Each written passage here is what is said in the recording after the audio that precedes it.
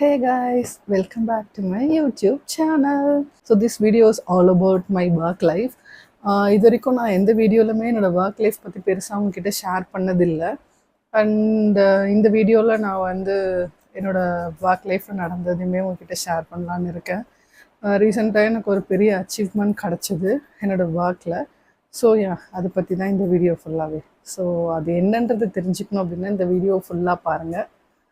So நான் இது வரைக்குமே வந்து நான் என்ன ஒர்க் பண்ணுறேன் அப்படின்றது உங்கள்கிட்ட ஷேர் பண்ணதில்லை. பேசிக்காக நான் வந்து ஒரு ஹெச்ஆர் ப்ரொஃபஷ்னல்.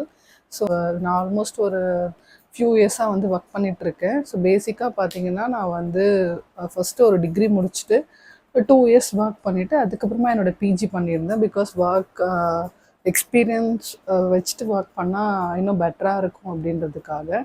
அண்ட் அதுக்கப்புறமா தான் நான் வந்து என்னோடய ஹெச்ஆர் கெரியரை வந்து ஸ்டார்ட் பண்ணேன். அண்ட் ஆல்மோஸ்ட் ஒரு ஃபியூ இயர்ஸாக நான் ஹெச்ஆரில் ஒர்க் பண்ணிகிட்ருக்கேன். நான் மிட் சைஸ் கம்பெனியில் தான் ஹெச்ஆராக ஒர்க் பண்ணுறேன். ஸோ இது வரைக்கும் நான் ஒர்க் பண்ண எல்லா கம்பெனியுமே மிட் சைஸ் தான். அண்ட் நான் வந்து ஜென்ரலிஸ்ட்டுன்ற ரோலை வந்து ப்ளே பண்ணிகிட்ருக்கேன். ஜென்ரலிஸ்ட் அப்படின்னா என்னென்னு நிறைய பேருக்கு தெரியாமல் இருக்கும்.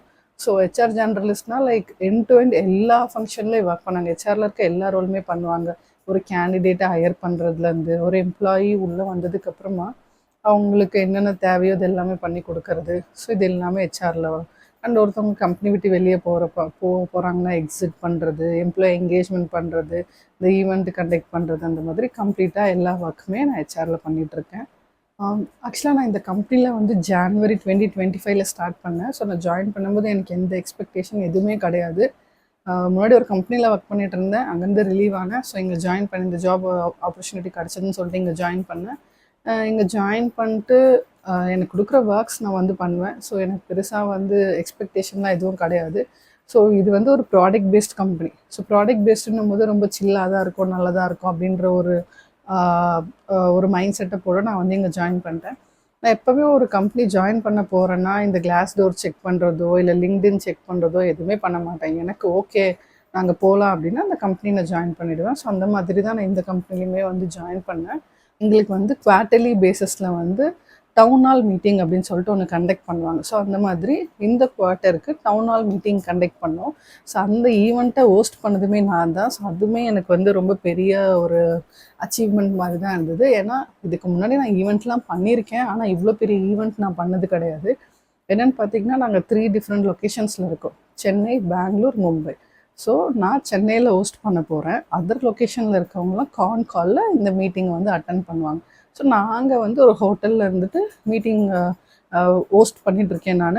அதர் லொக்கேஷனில் இருக்கவங்களும் அவங்களும் ஒரு ஹோட்டலில் இருப்பாங்க. ஸோ அங்கேருந்து எல்லாமே வந்து காலில் வந்து ஜாயின் பண்ணுவாங்க. ஸோ மொத்த ஆஃபீஸோட அட்டென்ஷனும் நான் ஹோஸ்ட் பண்ணும்போது என் மேலே தான் இருக்கும்.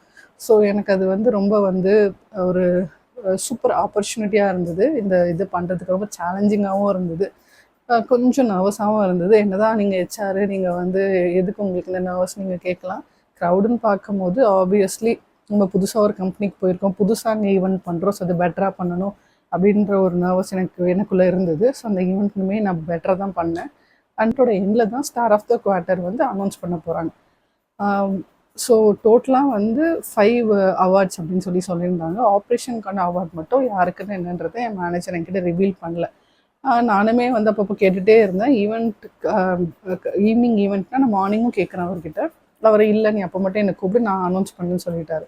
ஸோ அப்போவுமே எனக்கு ஐடியா இல்லை அந்த அவார்டு எனக்கு தான் வரப்போகுது அப்படின்னு சொல்லிட்டு. சடனாக பார்த்தா வந்து ஆப்ரேஷனுக்கான அவார்டுக்கு அவர் கூப்பிடும்போது அவர் எனக்கு தான் அந்த அவார்டுன்னு சொல்லிட்டாரு. ஸோ நான் எந்த எக்ஸ்பெக்டேஷனோடையும் போகல. எனக்கு 1% கூட ஐடியா இல்லை அது எனக்கு தான் வரும் அப்படின்னு சொல்லிட்டு. சின்ஸ் இது ஆப்ரேஷன்னால நான் எங்கே மற்றவங்கக்கிட்ட ரிவீல் பண்ணிட போகிறேனுன்றதுக்காக அவங்க வந்து எனக்கு சொல்லலைன்னு நான் நினச்சேன். கடைசியில் பார்த்தா எனக்கு தான் அந்த அவார்ட் கொடுத்தாங்க. ஸோ எனக்கு அது ரொம்ப ஹாப்பியாக இருந்தது.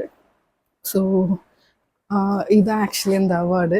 நான் ரொம்ப ப்ரௌடாக ஃபீல் பண்ணேன். ஏதோ நம்ம பண்ண ஒர்க்குக்கு ஒரு அப்ரிசியேஷன் கிடச்சிது அப்படின்னு இருந்தது. ஸோ பார்த்தீங்கன்னா உங்களுக்கு தெரியும். ஓகே, ஸோ இதில் என்ன எழுதியிருக்கு அப்படின்னா இது கம்பெனி நேமு. இங்கே பார்த்தீங்கன்னா star achiever January to March quarter. So என் பேர் அண்ட் கீழே பார்த்தீங்கன்னா டீம் ஆப்ரேஷன்ஸ். ஸோ ஹெச்ஆர் வந்து ஆப்ரேஷன்ஸில் வரனால டீம் ஆப்ரேஷன்ஸ்னு தந்திருக்காங்க. அண்ட் ஒரு சின்ன கோட் கொடுத்துருக்காங்க கீழே: it always seems out of reach until it's done அப்படின்னு சொல்லிட்டு, அண்ட் கீப் இட் அப் அப்படின்னு சொல்லி எழுதியிருக்காங்க. ஸோ இது வாங்கும்போது எனக்கு ரொம்ப ப்ரௌடாக இருந்தது. இது ஆக்சுவலி நான் வந்து என் சிஇஓ கிட்டேருந்து வாங்கியிருந்தேன். அண்ட் ஒரு சர்டிஃபிகேட்டுமே கொடுத்துருந்தாங்க. ஸோ இதுதான் அந்த சர்டிஃபிகேட். இது பார்த்தீங்கன்னா உங்களுக்கு தெரியும், இதுதான் அந்த சர்டிஃபிகேட்.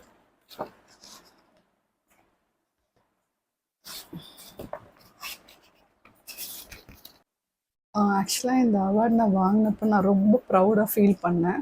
ஃபஸ்ட்டு என் மைண்டுக்கு வந்தது வந்து எங்கள் அப்பாவும் என் ஹஸ்பண்டும் தான். ஸோ இவங்க 2 பேருமே என்னை வந்து ரொம்பவே மோட்டிவேட் பண்ணுவாங்க. கல்யாணத்துக்கு முன்னாடி என் அப்பா மட்டும் அந்த ஒர்க் பண்ணிகிட்டு இருந்தார். இப்போ மேரேஜ்க்கு அப்புறம் என் ஹஸ்பண்டும் சேர்த்து பண்ண ஆரம்பிச்சிட்டாரு. அது ரொம்ப சந்தோஷமாக இருக்கும். அப்பா பண்ணதை நம்ம ஹஸ்பண்டும் பண்ணுறாரு அப்படின்னும் போது. ஸோ இவங்க 2 பேருமே என்னை ரொம்ப மோட்டிவேட் பண்ணுவாங்க. என்றைக்குமே வந்து வேலை விட்டுறாத, நீ வந்து ஆன் பண்ணணும். என் அப்பா அண்ட் எப்பவுமே என்னை மோட்டிவேட் பண்ணிகிட்டே இருப்பார். ஒரு ஸ்டேஜ் நான் போகும்போது இந்த கெரியரில் இன்னும் பெட்டராக போகணும், இன்னும் பெட்டராக பண்ணணும். ஒரு வாட்டியும் ஜாப் சேஞ்ச் பண்ணும்போது சேல்ரி ஒரு பக்கம் நம்மளுக்கு இன்க்ரீஸ் இருக்கும், ப்ளஸ் ரோல்லையும் நம்மளுக்கு சேஞ்ச் இருக்கும். ஸோ 2 விதத்துலையுமே என் அப்பா வந்து என்னை வந்து மோட்டிவேட் பண்ணுவார். இன்னும் நீ நிறையா ஏர்ன் பண்ணணும் அப்படின்றதுலையும் சரி, ஒரு ஜூனியராக நீ ஜாயின் பண்ண, நான் உன்னை ஒரு மேனேஜராக பார்க்கணும் அப்படின்னு சொல்கிறது வரைக்கும் ரொம்ப ப்ரௌடாகவே வந்து எப்பவுமே ஃபீல் பண்ணுவார். பத்தலை இன்னும் போ இன்னும் போ இன்னும் போன்னு சொல்லிகிட்டே இருப்பார் எனக்கு. ஸோ அது எனக்கு என் ஹஸ்பண்ட் சைட்லேருந்து இப்போ கிடைக்குது. ஸோ 2 சைட்லேருந்து எனக்கு மோட்டிவேஷன் கிடைக்குது. ஸோ அவங்க 2 பேருக்கும் நான் ரொம்ப தேங்க்ஃபுல்லாக இருக்கேன் இந்த விஷயத்தில். அண்ட் அது இல்லாமல் obviously family support, friends, colleagues இவங்கெல்லாம் இல்லாமல் இந்த அவார்டு எனக்கு கிடச்சிருக்காது. ஸோ எல்லாருக்குமே வந்து நான் வந்து தேங்க் பண்ணுறேன். இந்த அவார்ட் வாங்கினது எனக்கு ரொம்ப ஹாப்பியாக இருந்தது. ஸோ நான் வந்து ஃபஸ்ட்டு வந்து வீட்டுக்கு வந்து இதை வந்து எங்கள் அப்பா கிட்ட காமிக்கணும், அவர்கிட்ட வந்து இந்த அவார்ட் கொடுத்து அவர் கையில் இதை வாங்கணும் அப்படின்னு சொல்லிட்டு ரொம்ப யோசிச்சுட்டு இருந்தேன். அண்ட் அவார்ட் வந்ததுக்கப்புறமா நான் வீட்டுக்கு எடுத்துகிட்டு போய் டேடிக்கிட்டமே காமிச்சேன். அவர் ரொம்ப ப்ரௌடாக ஃபீல் பண்ணார். அண்ட் அந்த அவார்டு அவர் கையில் கொடுத்து அவர் கையிலேருந்து அந்த அவார்டுமே நான் வாங்கியிருந்தேன். அதுவுமே எனக்கு ரொம்ப ஹாப்பியாக இருந்தது. அந்த வீடியோவுமே நான் வந்து இந்த ஆக்சுவலாக அது ஒரு குட்டி வீடியோ தான். ஸோ அதுவுமே நான் வந்து இது கூட வந்து அட்டாச் பண்ணுறேன். நீங்களும் அந்த மொமெண்ட் பாருங்கள். அது ரொம்ப ப்ரௌடாக இருந்தது, எனக்கு ரொம்ப ஹாப்பியாக இருந்தது. ஓகே, நம்ம அவரை பெருமைப்படுத்தியிருக்கோம் அப்படின்ற மாதிரி ஒரு இது இருந்தது. என்றைக்குமே அவர் சொல்லிகிட்டே இருப்பார், நீங்கள் இன்னும் பெரிய லெவலுக்கு போகணும், அதை நான் பார்க்கணும், அதுதான் எனக்கு சந்தோஷம் அப்படின்னு சொல்லிட்டு. மம்மியுமே அப்படி தான் சொல்லுவாங்க. ஸோ அவங்க 2 பேர்கிட்டையும் அந்த அவார்டு கொடுத்து அவங்களுக்கு அது காமிச்சு, இங்கே பாருங்கள் உங்கள் பொண்ணு வாங்கிட்டா அப்படின்னு சொல்லிட்டு காமிச்சேன். இது ஒரு சின்ன விஷயம் அப்படின்னும் யோசிக்கலாம். இன்னொரு சைடு யோசிச்சா வந்து ஓகே, ஏதோ ஒரு அச்சீவ்மெண்ட் எனக்கு கிடச்சிருக்கு அப்படின்னு நான் யோசிக்கலாம். ஸோ எந்த விதத்துலேயும் நான் வந்து அதை அவங்கக்கிட்ட காமிச்சா அவங்க ப்ரௌடாக ஃபீல் பண்ணுவாங்க அப்படின்ற ஒரு ஹாப்பினஸோடு தான் நான் அது வந்து காமிச்சேன்.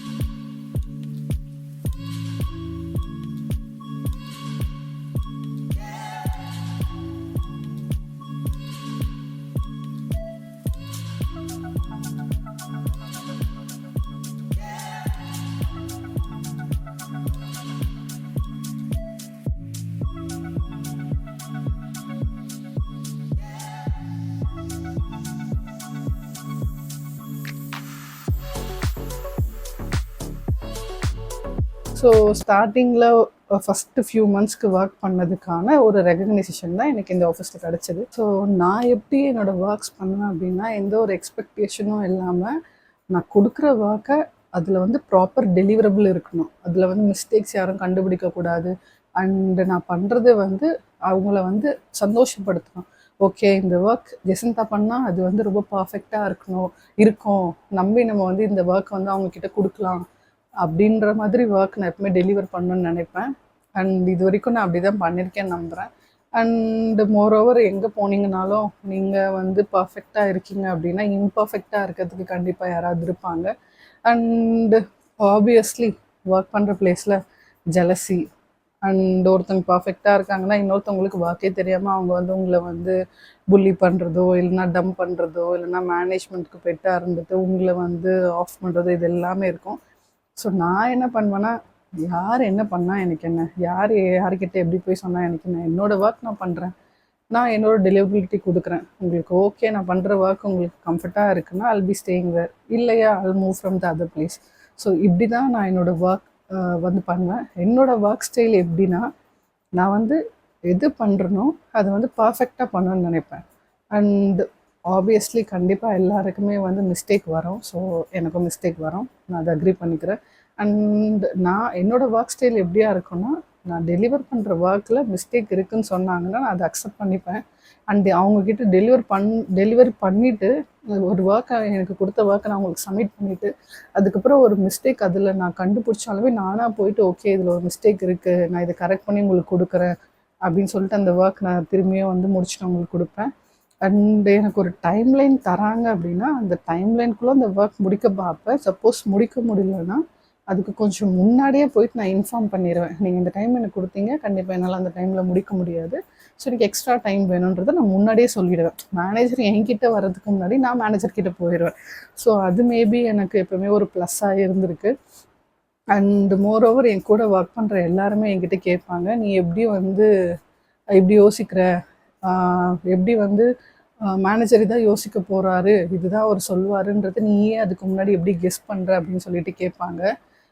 எப்போ நான் ப்ரீவியஸாக ஒரு கம்பெனியில் ஒர்க் பண்ணியிருக்கும் போது அங்கே என்னோடய மென்டராக இருந்தவர் ஒருத்தர் எனக்கு என்ன சொல்லியிருக்காருன்னா, நீ எப்போவுமே வந்து ஆப்போசிட் பர்சனோட ஷூஸில் நின்று பார்க்கணும், அவங்களுக்கு என்ன தேவை, அவங்க இதை எப்படி ஃபீல் பண்ணுறாங்க அப்படின்னு சொல்லி கொடுத்துருக்காரு. ஸோ அந்த மாதிரி இப்போ வந்து நான் ஒரு ஒர்க்கை கொடுக்குறேன் பண்ணிவிட்டு என் மேனேஜருக்கு அப்படின்னா அதுலேருந்து அவர் என்ன எதிர்பார்ப்பார் அப்படின்றத நான் வந்து யோசிச்சிருவேன் முன்னாடி. அதுக்கேற்ற மாதிரி என் ஒர்க்கை வந்து நான் டெலிவர் பண்ணணுன்னு நினைப்பேன். அண்டு எப்போவுமே வந்து உங்களுக்கு ஒரு ஒர்க் கொடுக்குறாங்க அப்படின்னா அந்த ஒர்க்கில் உங்களுக்கு ஏதோ ஒரு மிஸ்டேக் இருக்குது, இல்லை அவங்க கொடுத்த ஒர்க்கில் உங்களுக்கு கிளாரிட்டி இல்லை, அவங்க கொடுத்த ஒர்க்கே உங்களுக்கு புரியல அப்படின்னா அப்போயே கேட்டுருணும். அதை வச்சுருந்து ஒரு 2 நாள் அதை பண்ணி, ஒரு நாள் அதை பண்ணி, எண்ட் ஆஃப் த டே வந்து காலையில் கொடுத்த ஒர்க்கை ஈவினிங் போயிட்டு இல்லை நீங்கள் சொன்னது எனக்கு புரியல அப்படின்னு சொல்லிட்டோ, இல்லைனா வந்து உங்களுக்கு புரிஞ்சதை வச்சு அதை முடிச்சுட்டு போயிட்டு நீங்கள் காட்டுறதோ that is not right. So நான் என்ன பண்ணுவேன்னா, கேட்கும் போதே தெளிவாக 2-3 வாட்டி கேட்டுப்பேன். அண்டு நான் இன்பர்சனாக கேட்டதை நோட்டும் பண்ணிவிட்டு இதுதான் நீங்கள் சொன்னீங்கல்ல அப்படின்றத நான் சேட்லேயுமே, லைக் மோஸ்ட் ஆஃபீஸில் எல்லாத்துலேயும் டீம்ஸ் தானே இருக்கும், ஸோ டீம்ஸ்லேயும் வந்து சேட் போட்டு இதுதானே அப்படின்னு சொல்லிட்டு ஒரு வாட்டி கிளாரிட்டி வாங்கிப்பேன், ஒரு கன்ஃபர்மேஷன் வாங்கிப்பேன். அதுக்கப்புறமா நான் என்னோடய ஒர்க்கை ஸ்டார்ட் பண்ணுவேன். அண்ட் எப்போவுமே நான் வந்து இன்னொருத்தவங்களோட பெட்டராக இருக்கணும் அப்படின்லாம் யோசிச்சது கிடையாது. நான் பண்ணுற ஒர்க் எனக்கு அது பெட்டராக தெரியணும் அப்படின்ற மாதிரி தான் நான் என்னோடய ஒர்க்ஸ் எப்பவுமே பண்ணியிருக்கேன். அண்டு நான் எப்பவுமே வந்து ஹார்ட் ஒர்க் பண்ணுறத விட ஸ்மார்ட் ஒர்க் பண்ணணும் அப்படின்னு நினைப்பேன். ஸோ இப்போ ஒரு ஒர்க்கை நீங்கள் எனக்கு கொடுக்கும்போது அதை வந்து எல்லாரும் வந்து ஒரு 2 hours பண்ணுறாங்கன்னா நான் வந்து அதை வந்து 1 hourல பண்ணணும் அப்படின்லாம் நான் நினைக்க மாட்டேன். அந்த ஒர்க் எனக்கு பண்ணுறதுக்கு எவ்வளோ டைம் எடுத்தாலும் பரவாயில்ல, அதை நான் ப்ராப்பராக டெலிவர் பண்ணணும் அப்படின்னு நினைப்பேன். ஸோ இப்படி தான் என்னோடய ஒர்க் ஸ்டைல் இருக்கும். அண்ட் இது நான் உங்ககிட்ட இந்த வீடியோவில் ஷேர் பண்ணணும்னு நினச்சேன். லைக் நிறைய பேர் வந்து கல்யாணம் ஆகிட்ட வேலை விட்டுறலாம், இல்லை பேபிக்கு பிளான் பண்ணுறீங்கன்னா வேலை விட்டுறலாம், அந்த மாதிரிலாம் சொல்லுவாங்க. ஸோ என்னோட ஒரு பர்சனல் வின் என்னவாக இருக்கும் அப்படின்னா, எப்போவுமே நான் வந்து ஒர்க்கும் பண்ணிவிட்டு என்னோடய மற்ற இதையும் நான் எப்படி பேலன்ஸ் பண்ணணுன்ற மாதிரி தான் பார்ப்பேன். ஸோ நான் மேரேஜ்க்கு முன்னாடி ஒர்க் பண்ணிகிட்டு இருந்தேன். மேரேஜ் ஆனதுக்கப்புறமா ஒர்க் பண்ணணும் அப்படின்னு தான் இருந்தேன். அண்ட் ஃப்யூச்சர்லேயும் நான் வந்து 10 to 15 இயர்ஸ்க்கு ஒர்க் பண்ணணும் அப்படின்ற ஒரு மைண்ட் செட்டப்பில் தான் இருக்கேன். என்னோட ஒர்க் லைஃப்லேருந்து ஒரு விமனாக நான் வந்து எல்லாருக்கும் வந்து ஒரு அட்வைஸ் கொடுக்கணும் அப்படின்னா என்ன கொடுப்பேன் அப்படின்னு பார்த்தீங்கன்னா, லைக் ஒரு விமன் தான் இன்னொரு விமனை சப்போர்ட் பண்ணணும். ஸோ இப்போ ஒர்க் பிளேஸில் இருக்கீங்க, ஒரு டீமாக இருக்கீங்க அப்படின்னா கண்டிப்பாக நீங்கள் உங்களோட கொலீக்ஸ்க்கு சப்போர்ட் பண்ணுங்கள். அந்த ஒரு கேர்லி டைப் பண்ணுறதோ இல்லைனா வந்து அந்த ஒரு ஆட்டிடியூட், ஒரு ஜெலசி இதெல்லாம் காட்டுறது நான் நிறைய இடத்துல பார்க்குறேன். ஸோ அதெல்லாம் இல்லாமல் இருந்துச்சுன்னா ரொம்ப பெட்டராக இருக்கும். நம்மளும் இப்போ நிறைய ஒர்க் பண்ண ஆரம்பிச்சிட்டோம், மென்னுக்கு ஈக்குவலாக விமனுமே நிறைய ஒர்க் பண்ணுறோம். ஸோ அந்த விதத்தில் வந்து அவங்க எப்படி வந்து பாய்ஸ் டு பாய்ஸ் சப்போர்ட் பண்ணுறாங்களோ அந்த மாதிரி நம்மளுமே சப்போர்ட் பண்ணால் இன்னும் பெட்டராக நம்ம ரீச் ஆகலாம். அந்த ஜெலசியெல்லாம் கொஞ்சம் தள்ளி வச்சுட்டு விமன் டு விமன் சப்போர்ட் பண்ணி ஒன்றா சேர்ந்து நல்லா பண்ணால் இன்னும் பெரிய லெவலுக்கு நம்ம போகலாம் அப்படின்னு நினைக்கிறேன். ஸோ அது என்னோடய ஒரு குட்டி மெசேஜ் நான் இந்த வீடியோவில் சொல்லணும்னு ஆசைப்பட்டேன். ஸோ இது மாதிரி நிறைய ஒர்க் ரிலேட்டட் விலாக் வந்து என்னோடய சேனலில் இதுக்கப்புறம் வரும். அண்ட் நான் முன்னாடி சொன்ன மாதிரி நான் ஒரு ஹெச்ஆர் அப்படின்னு சொல்லியிருந்தேன். ஸோ உங்களுக்கு ஹெச்ஆர் ரிலேட்டடில் ஏதாவது டவுட் அண்ட் உங்களுக்கு வந்து ஹெச்ஆர்னா என்னன்னு தெரியணும், அந்த மாதிரி ஏதாவது இருந்தால் கண்டிப்பாக என்ன ரீச் அவுட் பண்ணுங்கள். உங்களுக்கும் இந்த மாதிரி குட்டி குட்டி விஷயத்தில் உங்கள் பேரண்ட்ஸை சந்தோஷப்படுத்தணும் அப்படின்னு தோணியிருக்கான்னு சொல்லிட்டு கமெண்ட்டில் சொல்லுங்கள். See you all in the next video. Bye bye.